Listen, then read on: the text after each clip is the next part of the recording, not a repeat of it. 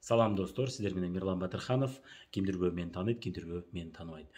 Негизинен көптөн күткөн жолугушуу болуп калды окшойт. Көптөн бери кыргыз тилинде мен маркетинг, тармактык маркетинг, бизнес темасында жана соода саттык темасында видеолорду көп тартып чыгарбай калдым окшойт. Анткени дегенде акыркы убакта мен жаңы базарларга чыгып, орус тилинде көп видеолор жасап жана түрк тилин үйрөнүп, кыргызча видео тартууга убакыт тилекке каршы жетпей калды. Жана жаңы деңгээлге чыгам деп көптөгөн жумуштар менен алек болуп калдыбыз. Кудай буюрса дагы пландар бар, кыргыз тилинде алып бар, менин видеолорумду кыргыз тилинен которуп турчу жардамчы алган турам. Ал чечилип калса бул маселе, албетте бул маселени көбүрөөк кыргыз тилинде да видеолор чыгарган аракет кылып баштайбыз. Бүгүнкү биздин видеобуз кимдир бирөөңүздөрдү араңызда да кимдир бирөөңүздөрдү өзүңүздөрдү же болбосо дос, тааныш, тууган, жакындарыңызды каржы же финансы пирамидасынан сактап калууга чоң жардам бермекчи. Кимдир бирөөңүздөрдү ошондой каржы пирамидаларга чакырып аткан болсо, ошолорго накта туура жол көрсөтө алгыдай деңгээлде болуп калышыңыз мүмкүн. Же болбосо бул окуялардын пайдасы тийип өзүңүздү сактап калышыңыз мүмкүн. Мен өз башым менен ушул көп жылдан бери бизнес тармагында, маркетинг тармагында иштеп жүрүп, көптөгөн адамдардан каржы пирамидаларына кошулууга сунуштарды угуп жүрдүм. Өзүм арасында билбей иштеп жүрдүм. Ошодон кийин бул теманы жакшылап изилдеп түшүнүп алгандан кийин мен каржы пирамидалары эмне экенин жакшы билип калдым. Балким бүгүнкү видеобуздун жана бул ошогон менин видеолорумдун көпчүлүгү сизди дагы ошондой жаман илдеттен сактап калууга жардамы тиеттир. Мен өз башым менен кимдир бирөөнү ушул финансылык же каржы пирамидасынан үйүн алдырып коюп, акчасын алдырып коюп, автоунаасын алдырып коюп, же болбосо кредитке карызга батып кеткендерди көрдүм. Арасында кимдир бирөө тилекке каршы өмүрүнөн калган адамдарды көрдүм. Ошол уятка чыдабай өзүнүн асып алган учурларды көрдүк. Жана түрмөгө отуруп калгандарды көрдүк. Ошол себептен ошондой абалда калып калбашыңыздар мүмкүн. Сиздер ошондой абалда калып калбашыңыздар үчүн биринчиден, экинчиден сиздерди тааныган адамдардан кимдир бирөө ошондой каржы пирамидасында иштеп жүргөн болсо, ошол адамдарга жол көрсөтүп, ошолорду алып калуу, сактап калуу үчүн балким бул видеобуздун бүгүнкү жолугушуубуздун пайдасы тийип калаттыр. Ушул жакынкы жарым саат, 1 сааттын ичинде мен өзүмдүн башыман өткөн, мен канчалаган каржы пирамидаларда иштеген адамдардын тагдырына күбө болуп калдым. Ошол тагдырларды мен бүгүн айтып бермекчимин. Бирок ал тагдырларды айтып атканда мен албетте ал адамдардын аттарын айтпайм. Бул туура эмес болуп калат, өзүңүздөр туура түшүнөсүздөр деп ойлойм. Мен ал адамдарга уят кылгым келбейт. Бирок көпчүлүк адамдарга сабак болуп калсын деп мен ошол окуяларды айтып берем, ошол адамдарга тиешелүү жана ошол компаниялардын аттарын айтып кетем. Ал эми кимдир бирөө ошол жабыркап калгандардын арасында кимдир бирөө мени көрүп атсаңыздар, мен ойлойм сиздерди туура түшүнөсүздөр. Анткени дегенде мен сиздерди жаманатты кылуу максатында эмес, мен кимдир бирөөгө пайдасы тийип калсын сиздин окуяңыздан, кимдир бирөөгө ушундай жолго барбагыла, мындай ишканалардан алыс болгула, мындай уюмдардан алыс болгула жана аларды тааный билгиле деген максатта ошол окуяларды айтып берейин. Адамдар өзүңүздөр билесиздер, сабакка караганда окуялар жакшы эсинде калат. Ошол себептен мен окуяларды дагы өзүнчө тартсам деп чечим чыгардым да. Бирок каржы пирамидалары эмне экени жөнүндө көбүрөөк маалыматты мен бул жакта өзүнчө видео чыгарып коем. Ошол видеодон көрүп жакшыраак тааныш үчүн көрсөңүз болот. Бизде эки финансылык каржы пирамидалары деген өзүнчө бир плейлист бар менин каналымда, азыр эле көрсөңүздөр болот ачык түрүндө. Жана ошол каналда окуялар бар, тарыхы бар, толугу менен профессионалдык деңгээлде айтып берген сабак бар. Кааласаңыз кыскача үстүртөн айтып берген сабак бар. Бул жакта көрсөңүздөр болот. Эми айтып кетсек, эми мына окуяларды мен сизге төкпөй чачпай өзүм башыман өткөн окуяларды бүт айтып берейин. Бул окуялар сизге биринчиден үлгү болуп калат, экинчиден өзүнчө бир кейс болуп калат. Кейс, орусча айтканда, кейс бул кимдир бирөөнүн окуясы, кимдир бирөөнүн жашоодон өткөн ошол каталары. Мына көрөлү, ошол каталардын негизинде сиз дагы ошондой ката кетирбечү деңгээлге барып калаттырсыз. Мындай сөз бар, жинди өзү ката кетирип атып үйрөнөт дейт. Ал эми тупой адам, акылдуу адам бирөөнүн катасын үйрөнөт дейт. Мына көрдүңүздөр, анан өтө мудрый адам өзү ката кетирсе ошону оңдоп кетет дейт. Ошол себептен мен дагы ойлойм, сиз дагы өзүңүздү ошондой бирөөнүн катасында үйрөнүп аласыз деп ойлойм.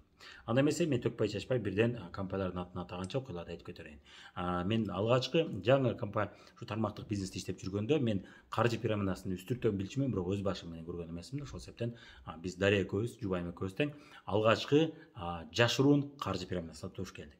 Баса бир аз кыскача түшүндүрүп кетсем, каржы пирамидасы бул эмне? Негизинен дүйнөлүк практикада тармактык маркетинг жана каржы пирамидасы деп такыр эки түрдүү бири-бирине окшогон, бирок бир караганда окшоп кеткен эки түрдүү тармак бар. Тармактык маркетинг компаниясын ачкан адамды дүйнөдө бир дагы өнүккөн мамлекеттерде 99% учурда, көптөгөн өнүккөн мамлекеттердин 99% учурунда эч кимисин түрмөгө камабайт жана мыйзам түрүндө жазалабайт.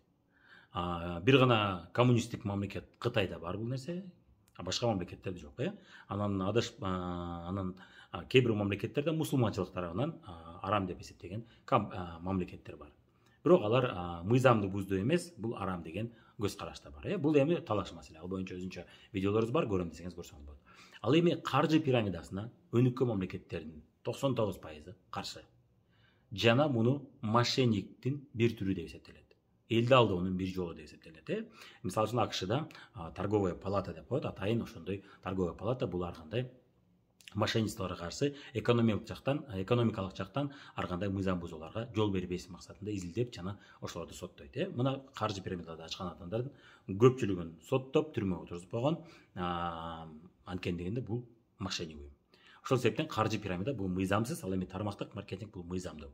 Экөөнүн октоштуу жактары да бар. Бирок айырмасы кыскача айтып кетсек, каржы пирамидасында негизги максаты адамдардан акча жыйнап алуу. Ал жерде продукция өткөрүп же кызматты элге өткөрүп, ошону популярдуу кылып, көптөгөн адамдарды ошол компаниянын продукциясын же кызматын аларман кылып көндүрүп коюу эмес. Ал жакта эптеп эле тез убакыттын ичинде бат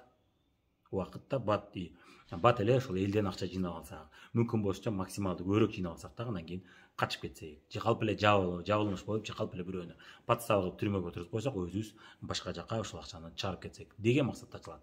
Каржы пирамидасынын максаты ошодо. Аны кантип билесиз? Бул жерде көбүрөөк айтылган. Негизинен сиз бир-эки мисалдарды келтирип кетсек, ошол кантип таанысаңыз болот. Бул жерде көбүнчө сиз демек ал компанияда продукциялар жөнүндө көп сөз болбойт, мисалы үчүн. Же кызмат жөнүндө көп сөз болбойт. Анткени дегенде жана сабактар болуп турбайт. Анткени дегенде ал компаниянын негизги максаты продукция өткөрүү эмес, элдерди продукцияга көндүрүү эмес. Бат акча жыйнап алуу. Ал эми продукция бул ал жерде шылтоо болушу мүмкүн.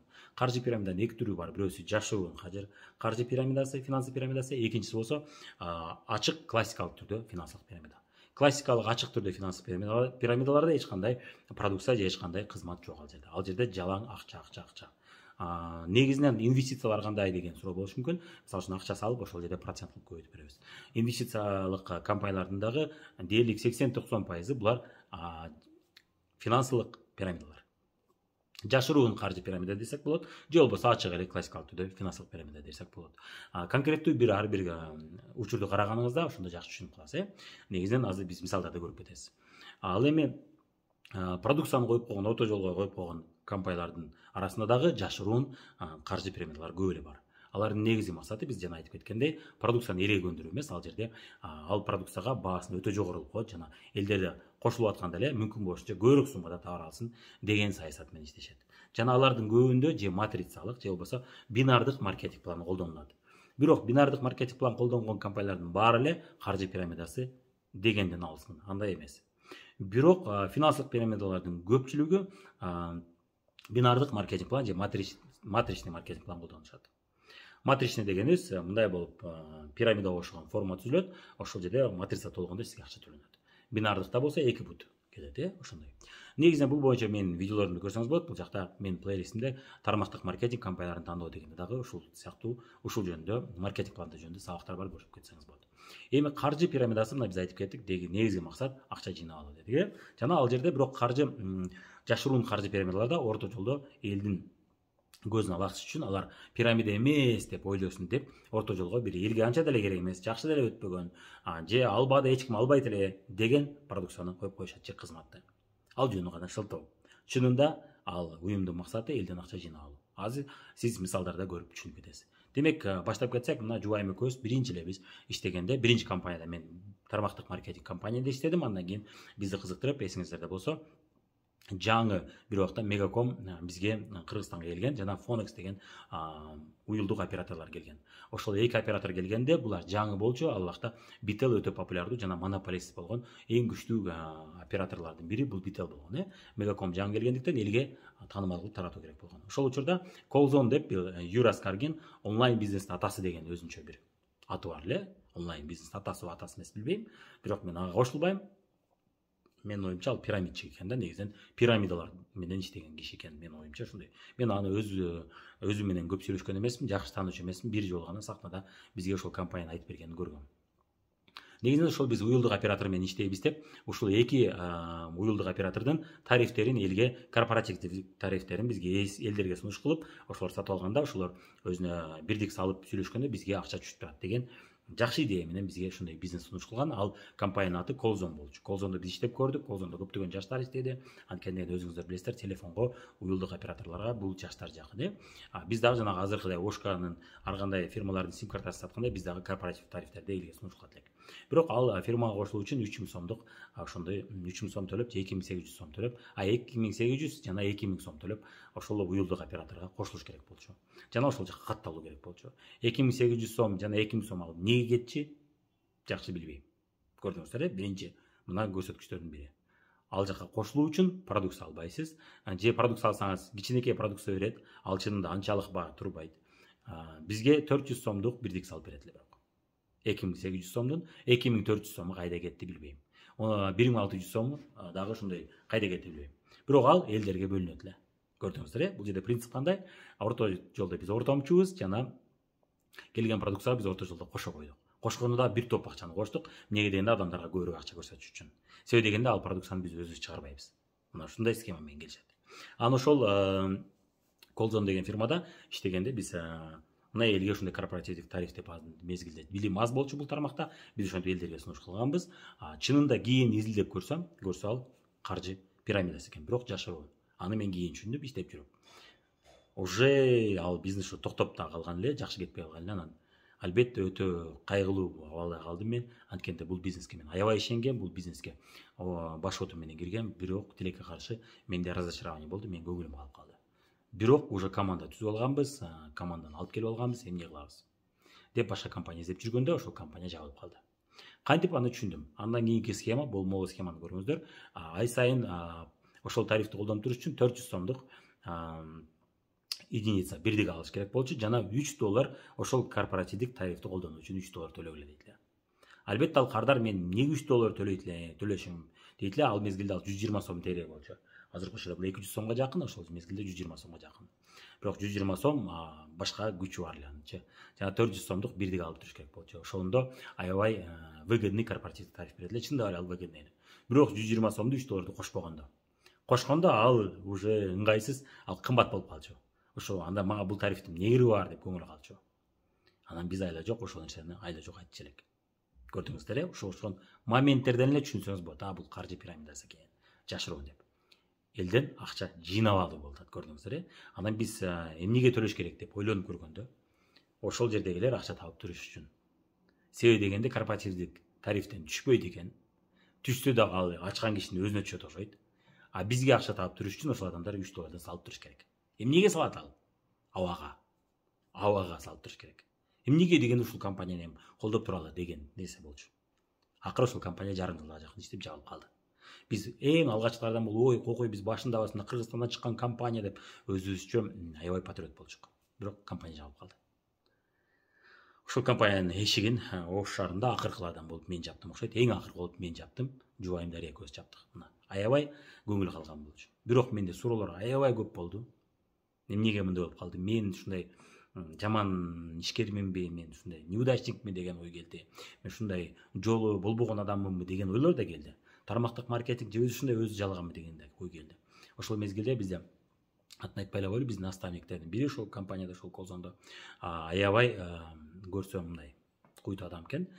Аферист жолдор менен иштеп атты. Ошол мезгилде мен ошонун үлгүсүн көрүп калдым дагы. Демек, тармактык маркетингде акча табыш үчүн ушундай болуш керек экен да, ошондой окшойт деген күмөн болуп атты. Бирок мен интернеттен көп окугандыктан мен башка адамдарды көрчүмүн, ал жерде честность, чынчыл болуу жөнүндө көп айтылат эле.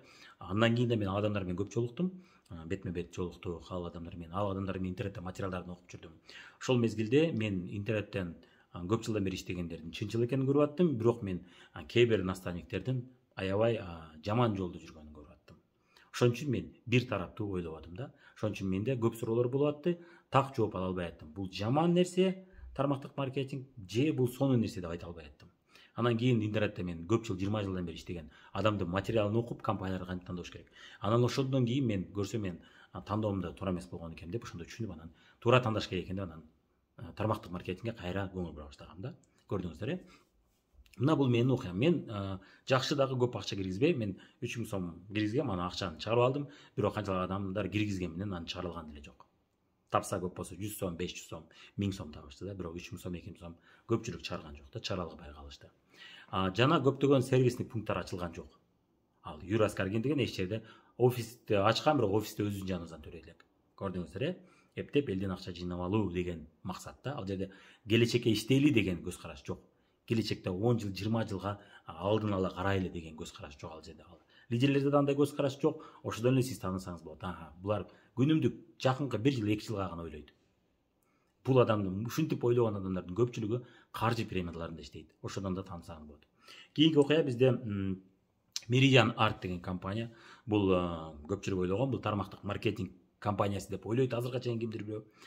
Тармактык маркетингдин баары ушундай деп ойлойт. Ошон үчүн сиз интернетке мындай тармактык маркетинг же Faberlic же өзүңүздүн компанияңыздын атыңызды айтсаңыз, ал тармактык маркетинг экенин түшүнгөндө, ал силер аферистсиңер, силер алдайсыңар дейт. Эмнеге дегенде ушул ошогон жашыруун каржы пирамидалары эмне экенин түшүнүшпөйт.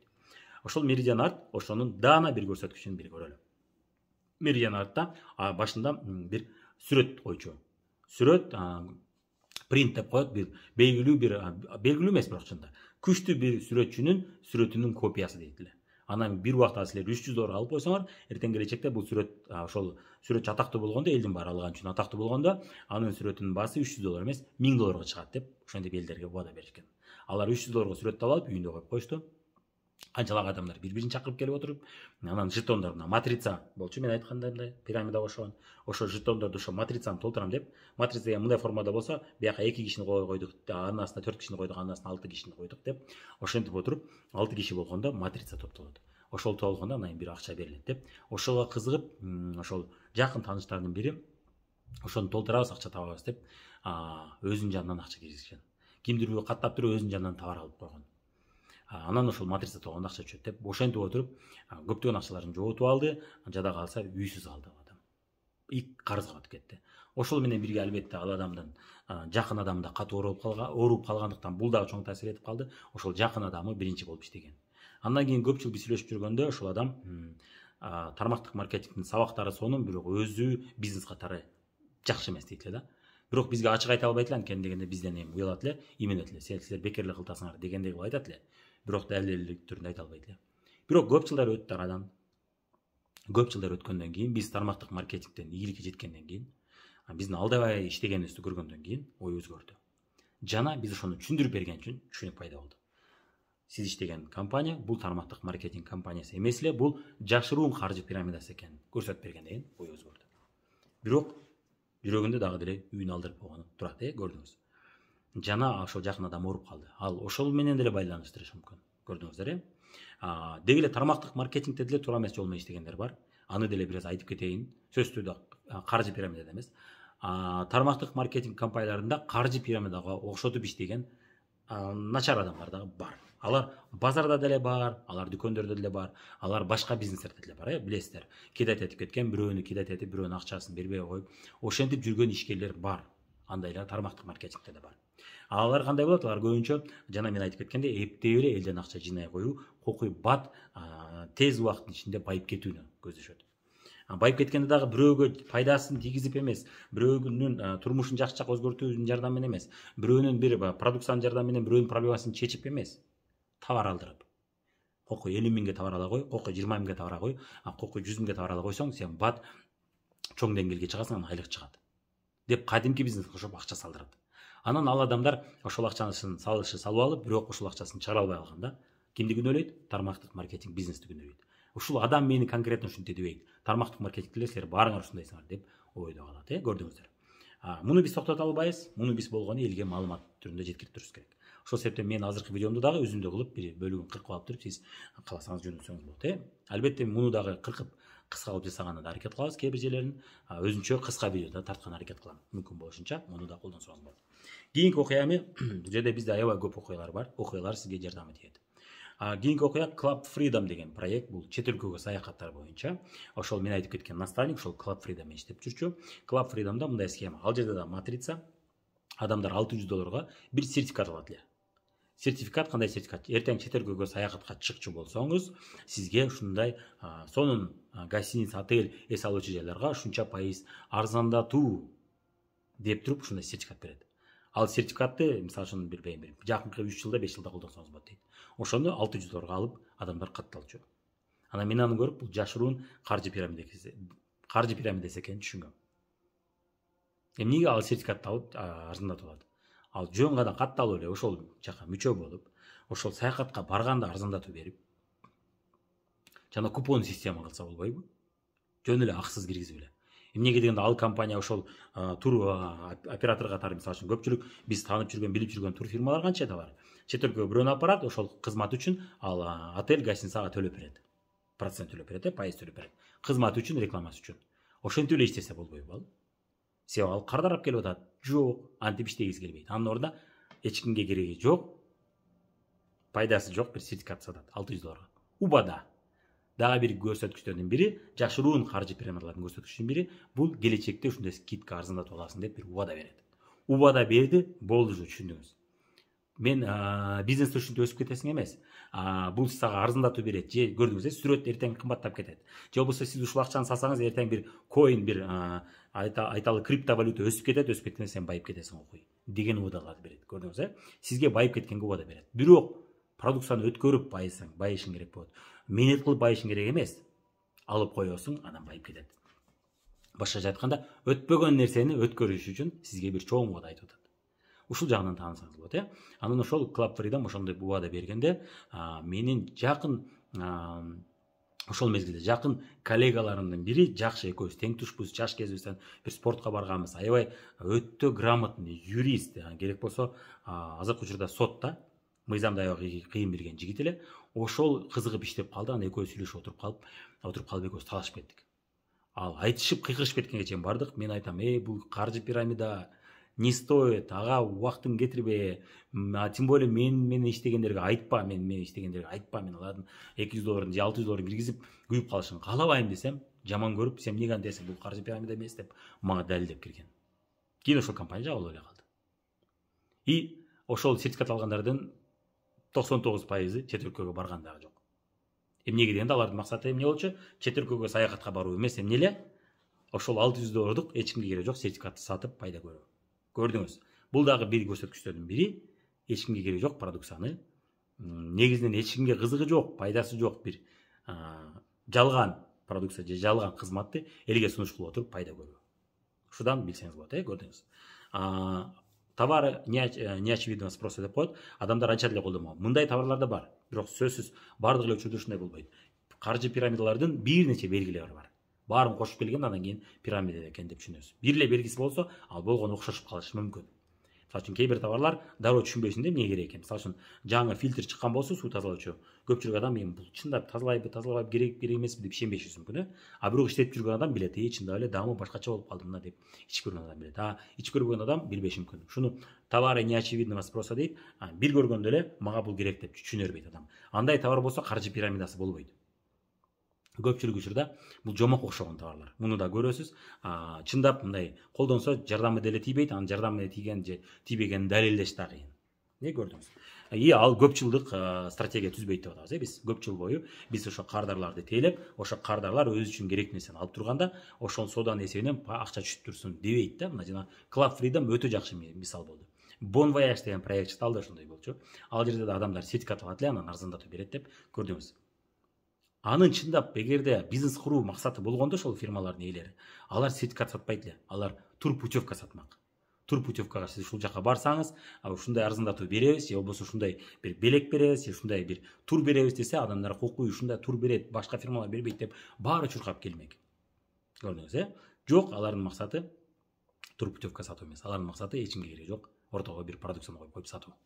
Кийинки момент, кийинки компания бизде соц бирдеме деген компания бар болчу. Мени ошол мезгилде мен сатуу темасында, көчөдө таанышуу темасында тренингтерди өткөрчүмүн. Уже тармактык маркетингде убактылуу иштебей калдым. Мен кадимки бизнесте иштеп жүрдүм.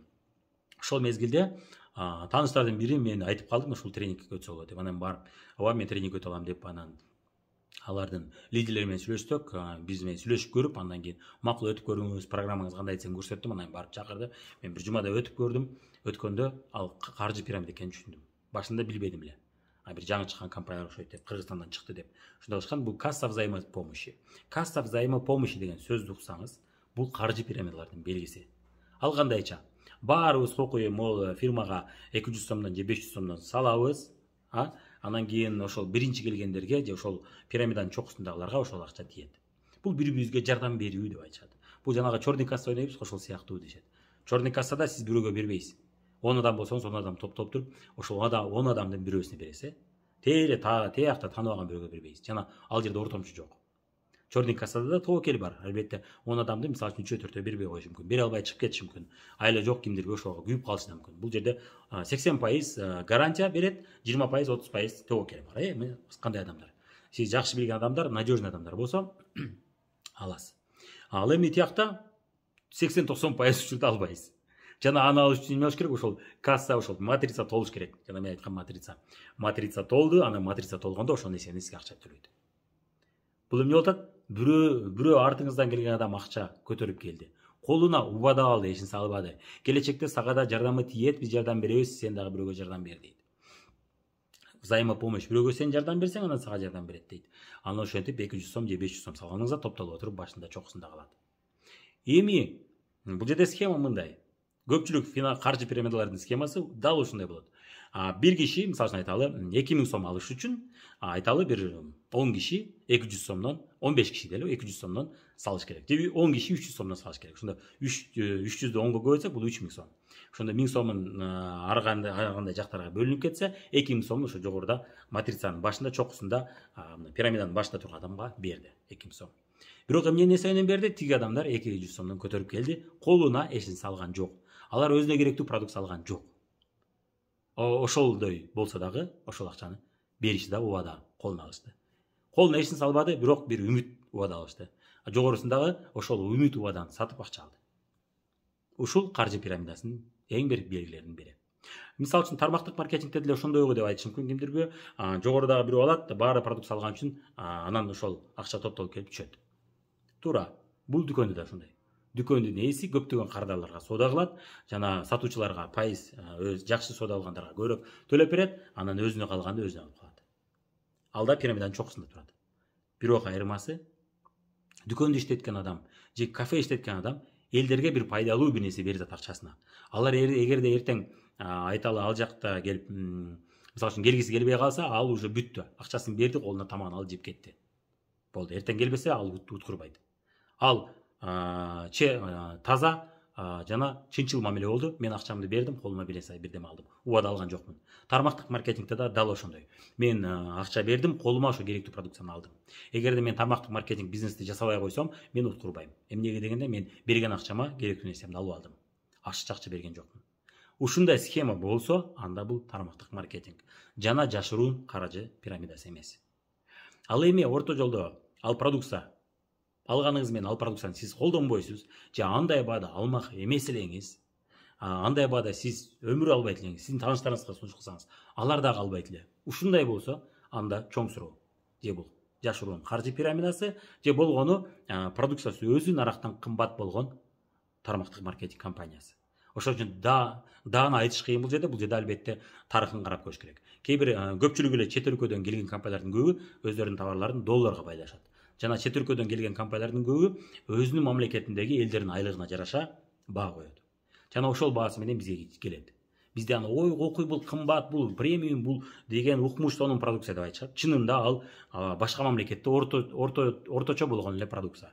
Эмнеге дегенде элдердин орточо айлыгына жараша коюлган. Бирок бизге келгенде кымбат болуп калат дагы, ошол продукциянын баасын элдин көзүнө далилдеп бериш үчүн эмнеге стоит, эмнеге бул продукцияга көбүрөөк төлөш керек дегенге жооп түрүндө гана бул деген премиум деп айтыш мүмкүн. Бул бир эле тармактык маркетинг эмес.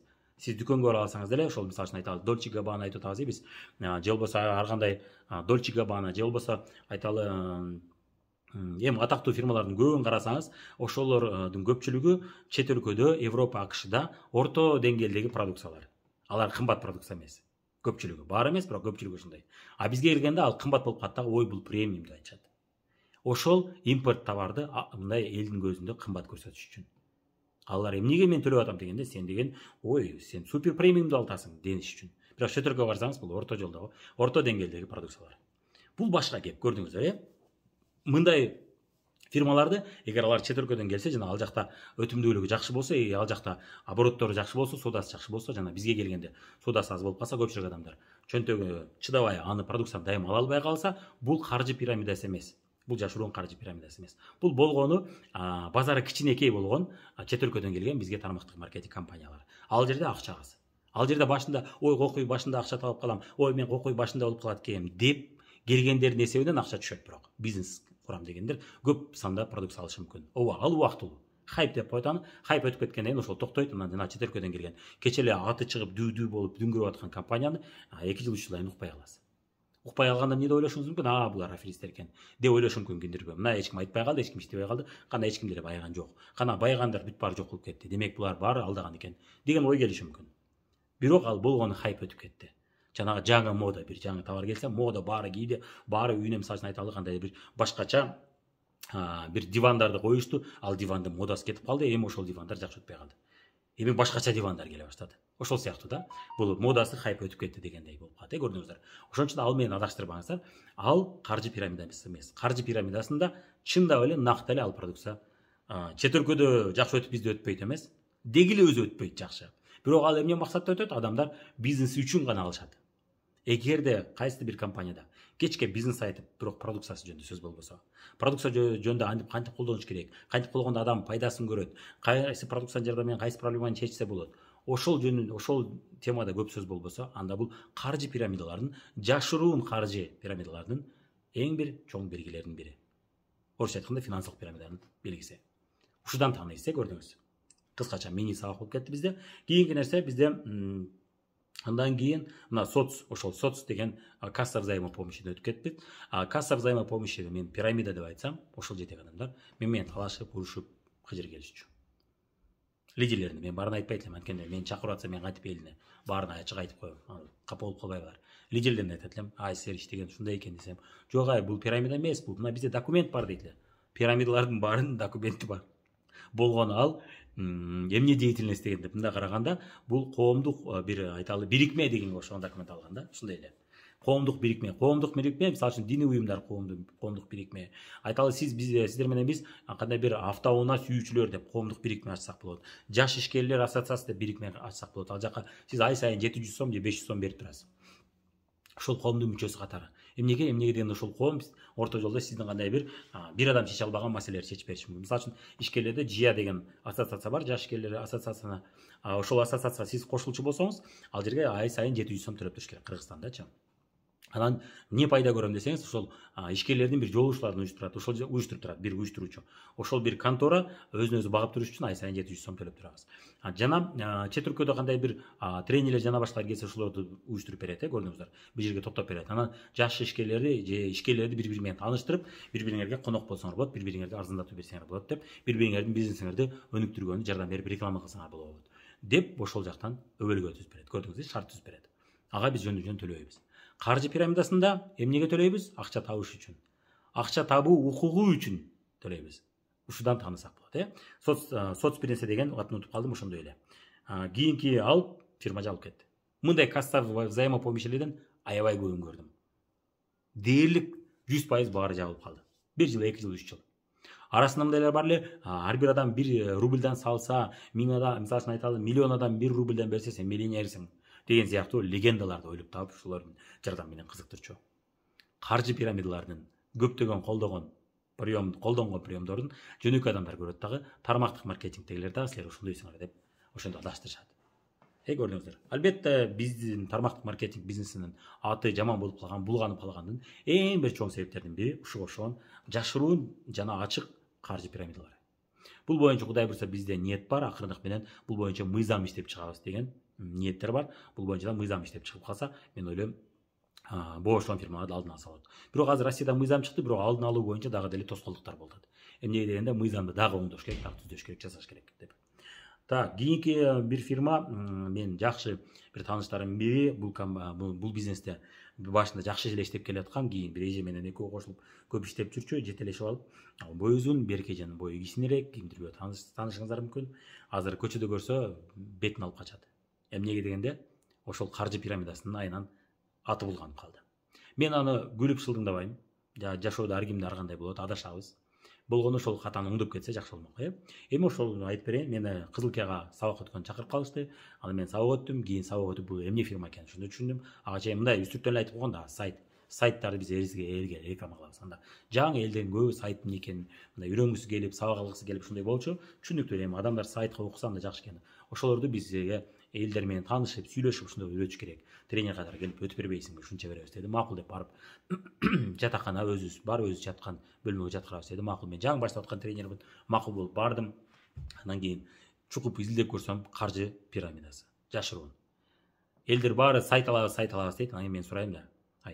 Сайт алабыз дейт. Сайтты кимдер жасап колдондуңар? Интернет-дүкөн бизде өнүгө элек. Бирөө жарымга бул сайт өзү керекпи? Бул керек эмес го. Муну орустар гана түшүнбөсө, көп адам түшүнбөйт го. Бул жерде максаты сайт эмес экен го силердики иштегениңер. Силердин максатыңар сайт деп шылтоо кылып, акча чогултуп, ошол акчаны бөлүштүрүп атпсыңар. Бул каржы пирамидасы, билесиң да, мунун арты жаман болуп калат. Анан бул эми Кудайдын каарына каласыңар. Бул артындагылар күйүп калат, билесиң да десем. Жок, эми андай эмес да, бул сайт алат да эми мен деп ар нерсени айтып жапты теманы. Жапкандан кийин 1-2 күндөн кийин көп өтпөй Бишкектен бир лидер келди. Мен Тенши компаниясында опытым бар, аябай тажрыйбалуумун. Биз антикризис деген проект алып келдик. Аябай сонун болот, окуй мына элдер байып кетет, биз элдерге байган жардам беребиз. Кантип байган жардам бересиң? Чукуп изилдеп көрсөм, каржы пирамидасы. Аны айттым, бул ачык каржы пирамидасы экен, опасный экен. Каржы пирамидалардын өзгөчө ачыгы далилдеш оңой. Жашыруунду далилдеш кыйын. Мына силер иштеп аткан сайт боюнча бул жашыруун. Муну далилдеш кыйын. Бул сайт бар ортодо. Адамдар сайт алтат өзүнө, ошо сайт боюнча сабак алтат десе, сот далилдеш кыйын. Бул жердечи кыйыныраак да, бул көпкө чейин созулат да бул маселе. Ал эми ачыкты дароо эле кармайт, дароо эле отуруп атат. Бул ачык экен, бул опасный экен десем, жаман көрүштү, талашты. Жок, биз өзүбүз билебиз, бул андай эмес. Бул элдерге касса взаимопомощь, Америка касса взаимопомощьнда көпчүлүгү ошондой. Касса взаимопомощьнин көпчүлүгү ошондой деп айтсам, мени талашты. Акыры билесизби эмне болду? Ошол ишке тиешелүүнүн көбү качып кетти, качып кутулду. Кимдирбөө Түркияга качып кутулду. Кимдирбөө ошол проект менен иштей коюп түрмөдө туруп чыкты. Подстава болуп, аны да мен өзү менен сүйлөшүп калдым, подстава болуп отуруп калды. Анан ошол жолдо ошол жаман иштер болуп, ал адамдар дагы экинчи мындай бизнесте иштегис болуп калышты окшойт. А так алар жакшы эле иштеп жүргөн адамдар болчу башында. Ошол жүрүп туура эмес жолго чыгабыз да. Аябай сонун потенциалы күчтүү лидерлер бар эле. Алар да ошол туура эмес жолго түшүп калып, байланышып калышып, айыл жок катышып кутулушту. Анан ошондойлордун айынан, силер баарыңар аферистсиңер деген ой келет, көрдүңүздөр, Ошол үчүн каржы пирамидалардан алыс болуңуздар, муну тааный билиңиздер. Касса взаимопомощи менен айтып кеттим, адамдар акча салат, ой жогорудагыларга жардам беребиз, анан алар бизге жардам берет деп ошондой чакырышат. Кээ бирлеринде схема кандай? Батирия алабыз. Батирия алыш үчүн 500 сом берип киресиң, андан кийин матрица топтолот, анан топтолгондон кийин сага ушунча акча түшөт. Анан ошол акчаны, мисалы үчүн 5000 сом түшсө, 5000 сом сен айталы 1000 сомдон өзүң алып иштеп дагы 4000 сом киргизип кой. Ошентип көбөйтүп отуруп этең ушунча матрицалык, чоң матрица, золотой матрица, там бронзовый касса же золотая касса деп коет, ушундай аттары бар өздөрүнүн. Бриллиантовый касса деп коет, ал жерде уже 1000 доллардан салабыз дейт. Ошондой кассадан кассага өтүп, мисалы үчүн бир матрицаны толтурдуңуз, толтургандан кийин экинчи матрицага өтсөң болот деп реинвестиция деп коет. Ошолордон тааныйсыз да, мен бул сөздөрдү атайын айтып атам сизгечи. Реинвестиция дегенибиз тапкан акча, мисалы үчүн 1000 сом түшсө, 1000 сомдун эми 500 сомду өзүң ал дагы чыгарып ал, 500 сом кайра киргиз дейт да. Киргиз дагы кийинки матрицада катыш, ал жакта уже 200 сомдук эмес, уже айталы 500 сомдук. Мисалы үчүн сизге 5000 сом берсе, 5000 сомдун бир 4000 сом киргиз, ал жакта 4000 сом менен кийинки матрица деп ушинтип элди айландырып акча салдырып жүрө берет. Анан акырында эң жоксундагылар батир алат дейт. Бул схема боюнча да сүйлөшүп кетебиз. Алардын баары дээрлик баары жабылды уже, жок. Канчасы окуй биз мына сертификат алдык, үй алыш үчүн деп 2 адамга батир берет, калган миллиондор акчасын берген бойдон кала берет. Золотой кассада жүрөм же бриллиант кассада жүрөм деген бойдон калат. Бул фирмалардын да көпчүлүгү жабылды, канчасы сот иш болду. Мен бирок алардын арасында айланып жүрбөдүм. Ошон үчүн мен толук окуясын билбейм. Ичинде жүрбөдүм да. Бул окуялардын ичинде мен жүрдүм. Жана ал ичинде жүргөн адамдар менен беттешип сүйлөшүп жүрдүм да. Бирок мен 1-2 презентациясына барып эле түшүнүктүү деп туруп, убактым кетирбейин деп кетип калгам. Ал жерде тааныштар көп болбогондуктан мен окуясын билбейм. Алардын окуясын деле издеп көрсөң, ушуга окшогон окуя болуп чыгат. Кийинки проект Diamond Rewards. Аябай атактуу болгон, көпчүлүгү сапфир же алмаз деп таанышат. Diamond Rewards'то менин тааныштардын көпчүлүгү катталып 600 евродон берип колуна мындай сапфир алышат эле. Ал сапфирге базарга апарып көрсөтсөңүз $600 турбайт, ал $200-150 турат деп айтышкан ошол мезгилде. Анда мен аны чукуп туруп пирамида экенин түшүнүп, каржы пирамидасы, андан кийин бир жакшы тааныштарыбыздын бири үйүнө чакырып калып чай ичкенде айтып берип атат. Андан кийин жада калсам Дарья көптөн бери иштейт эле. Дарья деле кызык кетти. Окуй ушинтип тезилип айып кетсе экен. $12,000 биз анда көп акча таба элек болчук, анда $300-400 таптык элек. Тармактык маркетингден таап аткан мезгилде анан кызык кетти. Анан мен айттым: "Эже, бул Дарьяга айттым: "Оолуга бербе, акчага оолуба, оолукпа. Бул каржы пирамидасы, бул жашыруун каржы пирамидасы экен. Далилдеш кыйын, бирок көптөгөн адамдар арыз жазат эртең. $600 мага кайтарып бергиле, мен эч кимди каттай албадым, жана башка дегендер сөз болот. Бул жаңжал менен бүтөт акыры. Жана бул уголовный ответственность. Бул деген мыйзам түрүндө түрмөгө камаганга чейин барышы мүмкүн. Опасный нерсе. Эми сиз акча киргизип алыпсыз, мен түшүндүм, мына бул жака матрицаны толтуруш үчүн апаңызды, эжеңизди, карындашыңызды, балдарыңызды өзүңүз акча салып киргизипсиз. Мен аны түшүндүм уже. Жана маркетингди көрсөтүп атканда эле түшүндүм. Сиз аны толтуруш кыйын. Толтуруш үчүн канчасын салыпсыз. Эми мен сизди чурачунам, ушунча акча киргизип алдыңыз, артка кайтышыңыз кыйын. Бирок бир нерсени эске алыңыз, сиз сахнага көп чыкпашыңыз керек. Элге көп чыкпашыңыз керек. Эртең сизге келет ошол адамдар. Сиз айтып берчү болсоңуз, ошодон этият болушуңуз керек. Раз баштап алдыңызбы, акырындык менен батыраак чыгып кеткен аракет кылыңыз. Бул жаман нерсе десем, жаман көрдүм, мени зындап атат ушундай эле деп. Деген жаман көргөндөй болду ойдо. Эми баарыбыз адашабыз. Албетте ал өзүнүн темасында күчтүү, аябай күчтүү адис, сыйлайм ал эжени, ал эже көп жактан бизге жардам берди. Бирок бул темада билими ошол мезгилде жок болуп атты. Андан кийин түшүнгөн болуш керек. Ошол мезгилде мындай жаман көргөндөй болду. Кийин эмне болду? Ошонун досу, лидерди азырга чейин адашпасам, акыркы 14-жылы сүйлөшкөнүбүздө, ошондо дагы ГОВДга чакырчу. Органдар чакырчу. Эмне деген адамдар арыз жазат. Көрдүңүздөр, мен бул жерде эч кандай бир бакшы же көзүм ачык эмесмин. Мен билимдин негизинде айтып атам да. Мыйзамды билгеним үчүн, каржы пирамидасы эмне экенин билгеним үчүн, алардын тарыхын билгеним үчүн, тарыхын кааласаңыз менин плейлистимде Мирлан Батырханов деген каналымда, Мирлан Батырханов КырГ, ушул каналда менин плейлистимде бар. Көрсөңүздөр болот, финансылык пирамидалардын тарыхы. Ошол жерде кандай адамдар эмне болуп түрмөгө отургандар бүт бар. Ошону көрүп кетсеңиз, сиз да түшүнүп каласыз. Ошону айтканда мына көрдүк, канчалык адамдар мен акча чыгарып алдым деп кийин окуясын толук уктум. $12,000, $6,000 тапты дейт. Бирок ал арам акча да, билесиздер. Ал арам акча жукпайт. Ал арам акча бүгүн билинбеген менен эртең бир күнү тешип чыгат. Ошон үчүн андай акчаны тапкандан көрө башка бир жөнөкөй бир базарга барып же болбосо айталы бир дүкөн ачып банкрот болгон жакшы. Эмне дегенде ал береке өлө болот. Бир-эки банкрот болобуз, үчүнчү банкрот болобуз, анан катабызды түшүнүп оңдоп кеткенибизде бизге өмүр бою берчү бир Кудай бир берекени берет. Эмнеге дегенде биз таза элге кызмат кылып, атып акча табайлы деген ниет менен. Тармактык маркетингде эле ошол. Ошондой ниет менен жүрөбүз. Каржы пирамидасы экенин билип туруп иштегендер арты аябай жаман болот. Бул криминалдын аягы жаман болот дегендей эле, бул дагы криминалдын бир түрү.